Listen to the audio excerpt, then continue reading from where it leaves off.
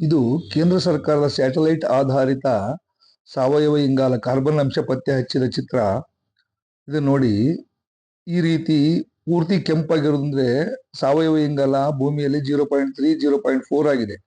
ಸಾಮಾನ್ಯವಾಗಿ ತೋಟಗಾರಿಕಾ ಬೆಳೆಗಳಲ್ಲಿ ಎಲ್ಲ ಬೆಳೆಗಳಲ್ಲಿ ಸಾವಯವ ಇಂಗಾಲ ಭೂಮಿಯಲ್ಲಿ ಕಾರ್ಬನ್ ಅಂಶ 1.5 1.2 ಅಥವಾ 1.7 ಎರಡರವರೆಗೂ ಇರಬೇಕು. ಕಾಡಿನಲ್ಲಿ ನೀವು ಹೋಗಿ ಪರೀಕ್ಷಿಸಿ ನೋಡಿ, ಕಾಡಿನ ಮಣ್ಣಿನಲ್ಲಿ 3ರಿಂದ 7% ವರೆಗೂ ಸಾವಯವ ಇಂಗಾಲ ಇರ್ತದೆ. ಅದರಲ್ಲಿ ಯಾವುದೇ ರಸಗೊಬ್ಬರ ಬಳಸಿರಲ್ಲ.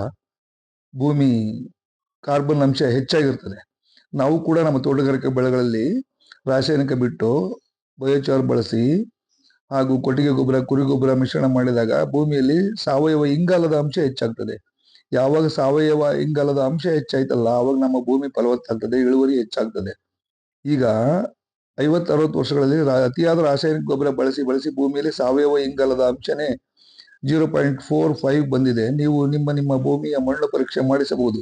ನಿಮ್ಮ ಹತ್ತಿರದ ರೈತ ಸಂಪರ್ಕ ಕೇಂದ್ರಗಳಲ್ಲಿ ಪರೀಕ್ಷೆ ಮಾಡಿಸಿ ನೋಡಿ. ಒಮ್ಮೆ ಪರೀಕ್ಷಿಸಿದಾಗ ನಿಮ್ಮ ಭೂಮಿಯ ಸಾವಯವ ಇಂಗಾಲ ಎಷ್ಟು % ಇದೆ ಅಂತ ನಿಮಗೆ ತಿಳಿಸ್ತಾರೆ. ಆವಾಗ ನೀವು ಬಯೋಚಾರ್ ಬಳಸಿ ನಿಮ್ಮ ಸಾವಯವ ಇಂಗಾಲವನ್ನು ಹೆಚ್ಚಿಸಿಕೊಳ್ಳಬಹುದು, ಅತಿ ಹೆಚ್ಚು ಇಳುವರಿಯನ್ನು ಪಡೆಯಬಹುದು. ಹೆಚ್ಚಿನ ಮಾಹಿತಿಗಾಗಿ ಇಲ್ಲಿ ಕಾಣುವ ನಂಬರನ್ನು ಸಂಪರ್ಕಿಸಿ ಮಾಹಿತಿ ಪಡೆಯಿರಿ. ಧನ್ಯವಾದಗಳು.